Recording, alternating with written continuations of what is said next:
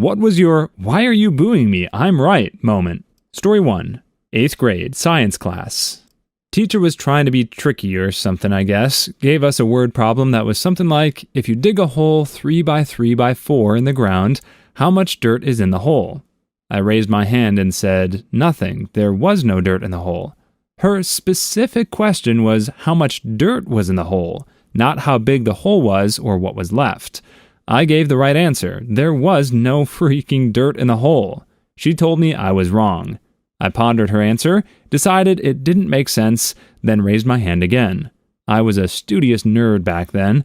I actually wanted to impress the teacher. I gave the same answer and my reasoning. She said, how much dirt? No, she told me I was wrong and stopped putting my hand up. The answer?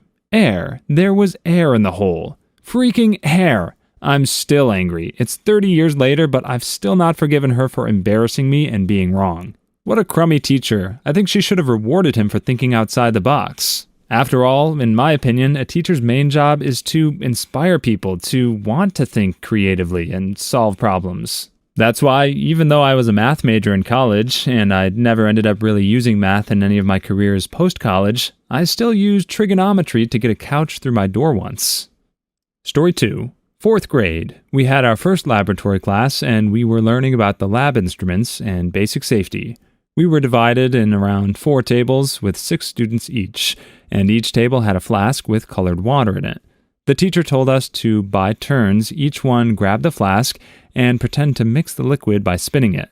The first kid at my table grabs the flask, but in a way that his hand covers the flask's mouth. I tell him such, and that he should grab it by the neck sides instead of the mouth, because if it was acid, it could splash to his palm and hurt him. The other kids at my table started calling me a crybaby, saying that it obviously isn't acid, and that it was only colored water like the one they use in my juice, and they all proceed to hold and mix it improperly. Eventually, the teacher teaches us the correct way to hold flasks and mix them after seeing everyone grab them incorrectly. He tells us to grab them by the neck sides, just like I said, and to not cover the mouth with our hands, because if it was real acid, we could get seriously hurt, just like I said. I still get a bit salty when remembering that. I'll just take a moment here to recognize some of the sillier names of chemistry flasks. We've got Erlenmeyer, Buchner, Desiccator, Beaker and Fleeker, Furbach, Kjeldal, Majonnier, Schlenk, Winkler, and of course, Round Bottom. Story 3. In kindergarten, I drew a picture of grapes and colored them green, and the other kids and the teacher, caretaker, were saying there are no green grapes, only purple. I had the same problem in kindergarten, but I colored an apple green and was told apples were red. I was a polite kid, so I was just all, no, they can be green too, every time the teacher tried to tell me they were red. My grandma had an apple tree that grew green apples. She used them in pies. I'd eaten those pies every single Thanksgiving and Christmas. When she picked apples, I was given them as an afternoon snack. In my kid mind, wasn't a matter of, am I wrong? Are those not apples? It was more of a, this teacher doesn't even know about Grandma's apple tree. And not just your grandma's apple tree, what about Granny Smith's apples? Those are always green. At the end of the day, just let the kid's imagination run wild. What's the harm in that? I drew the duck blue because I've never seen a blue duck before. And to be honest with you, I wanted to see a blue duck. Story 4. When my grandmother fell over last month, she was told that her age, having her hip broken this bad, would require surgery. We were all in the room. My mother said, she can't have surgery, she'll pass away. I instantly say, better off early than stretching it out. Grandma laughed. Nobody else did. Story 5. When I was in first grade, I said that electricity can be gained via water, hydropower. Everyone started laughing at me until my teacher said, he's right. The whole class went silent. Story 6. Well, if I was just getting booed, I was having an easy night, and it was every Friday night from spring to fall. I've told this before in the past, but I'll give the most condensed version I can for now. To start off, I drag race. Been racing since I was 13, and I'm 33 now. In my 20s, I used to do these 100-foot drags held at a local circle track. In the area, there's about 2 or 3 circle tracks within 45 minutes of each other, and the closest drag strip is over 2.5 hours away and in another state. So not really anyone knows what they're doing and only know what they saw on TV, on Street Outlaws and whatnot. This includes the organizer and promoters of these races. Yet it's a bracket race, which is a handicap from our drag racing, where it's more about consistency and driver skill than whoever has the faster car. Basically, you can race your daily driver and have the same chance of winning as someone who's built a hot rod. Over the course of 5 or 6 years, I'd race my street car for fun and got a reputation for winning almost every week and winning the championship each year. This did not sit well with the fans that came out to watch because nobody expects a bone stock '07 Chevy Cobalt to win in a drag race versus anything. So naturally, everyone thought I was cheating, and I got booed every night. I could write stories about people booing me, threatening me, throwing stuff at me, confronting me at the track and in public, wishing to do me harm. The organization made a rule directed at me to make it illegal to hit the brakes, just in my class, before the finish line in hopes it would mess me up. It didn't. I eventually got sick of it and stopped going and moved away from the area since then, but they stopped doing the races not long after that anyways. Story 7. Years ago, when I was in middle school, 2 mentally challenged kids got into a fight in class. It wasn't like a full-out fight, mostly pushing, but they definitely got into it with each other. Turns out, kids heard about this and egged them on so that they would fight outside during lunch. I somehow found out about it, and when I got there, the 2 kids started to have a full-on fist fight. As all the kids surrounding them cheered, I rushed in to break them up. It was difficult breaking it up because the 2 kids really were going after each other, and no one else really helped to break it up. Eventually, teachers caught wind and broke it up. As they did, kids started to literally boo me and curse at me for breaking up the spectacle. I was shocked. Don't get me wrong, I'm not some white knight, and I totally get it that when you're a kid, you love watching fights. Heck, even as adults, we had some primitive and innate entertainment by watching people duke it out. But there was something incredibly wrong about watching 2 mentally challenged kids being egged on to fight to the amusement of kids who were laughing at the situation. Story 8. Once in middle school, the teacher said that carnivore dinosaurs, like the T-Rex, appeared in the Jurassic era. Then I said that the T-Rex was actually from the Cretaceous period. The teacher and then some students said that I was wrong because it's called Jurassic Park and stuff. On the next day, I brought some sources from the internet that agreed with me, and the teacher corrected herself after doing some quick search on her own. But that didn't stop me from getting nicknamed Dinosaur in class. Story 9. Over the summer before 2nd grade, my father took me to the Detroit Historical Museum, where I learned that Detroit, like Chicago, had a huge fire that destroyed much of the city. The first day or so of class, we had to tell everyone what we did during the summer. I shared that we went to the museum, and I learned about the fire in Detroit. The teacher told me that it was Chicago that had the fire, and I was wrong. As a 2nd grader, I didn't know how to handle an adult being wrong, so I started crying in front of the class. Later that day, at recess, some of the kids were teasing me for crying, so I hit one of them pretty hard. I got in trouble for starting a fight and was sent to the office. Things spiraled from there, and that is how I got 5 to 7 on an Alabama chain gang. I was right though, gosh darn it. Story 10. I've had many booed moments, but this is a more recent one. In my science class, we were watching a few documentaries about the U.S. space program, and the topic of pollution came up, with fuel consumption, and in the midst, someone asked about where the parts of the rocket go once they're abandoned by the spacecraft.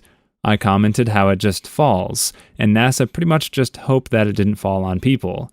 One of the reasons they launch out of Florida, or a Cape, is so the parts end up in the water, and don't hit civilization. But nobody believed me since it would be then that NASA is polluting the ocean.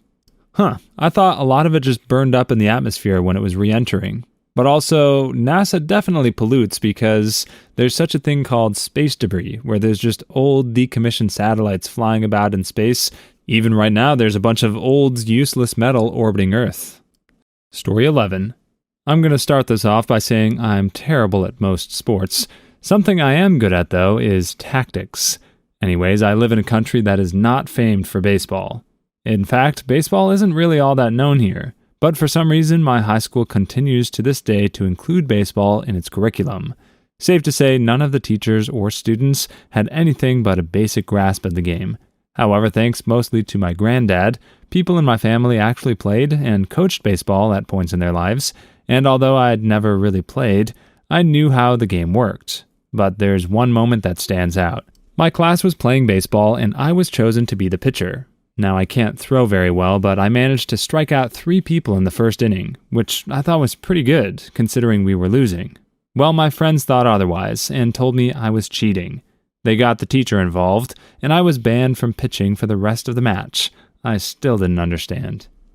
This guy was pretty cryptic with which country he's from, but I think I've deduced it. Basically, he lives anywhere but the USA and Japan. Story 12. On r/personal finance, an 18-year-old was asking if they should take out a $50,000 student loan. They didn't need it to pay for college, parents were paying, but interest was 1%. Everyone was saying that he should take the loan and invest it, since the market typically returns well above 1%, and they could make money on it. I got downvoted to heck for saying that at age 18, they have no clue if they will be responsible with that kind of money, and there's a big risk that they will end up spending a lot of it on things they don't need. People tore me apart for thinking that someone shouldn't make a great business decision for psychological reasons. But I saw plenty of people in college make the mistakes that I mentioned. Better to avoid the debt if they can.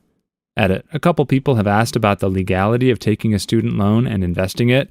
This student was not based in the US, one of the Scandinavian countries if I recall correctly, and I know that even in the US it is possible. Some of my grad school loans were designed to cover my living expenses, so the money was just deposited in my account, though way less than $50,000. The only thing stopping me from investing it was not being able to afford it. Story 13. A teacher in biology, GCSE, was discussing a food pyramid of a river habitat, and she claimed that 10 spray were at the top of the food chain. I pointed out, "Miss, I think that says 1 osprey." She snarled and said, "Fine, everyone, Anon thinks he knows better than me, so now it's 1 spray." The whole class groaned and were muttering as they had to cross out what they'd written and rewrite it. And people on my table were giving the evils and telling me to be quiet. Utterly ridiculous that I even passed the subject. Story 14. Was working for a political org during an election year, got a file from another office, and they wanted me to run my standard scripts to get them a final direct mail address file. Asked the other office if they wanted me to correct any of the addresses, and they told me to absolutely not change any of their data because it was good.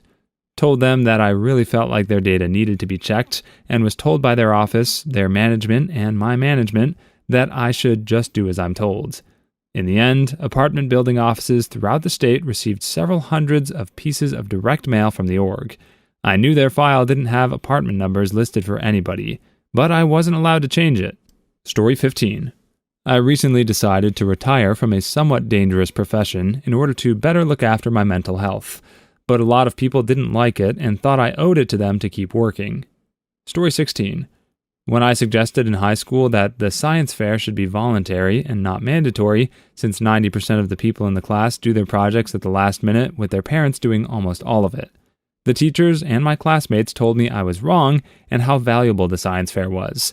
Lo and behold, the day the projects were due, literally everyone was complaining as to why it was mandatory since they did their projects at the last minute with their parents doing all of the work.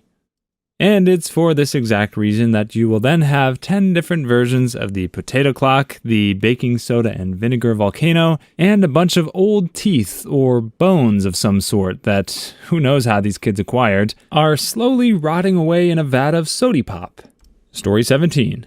Me in science class at middle school saying that water expands when it's heated up, and everyone including my science teacher saying I was wrong, and that water only expands when it freezes and becomes ice.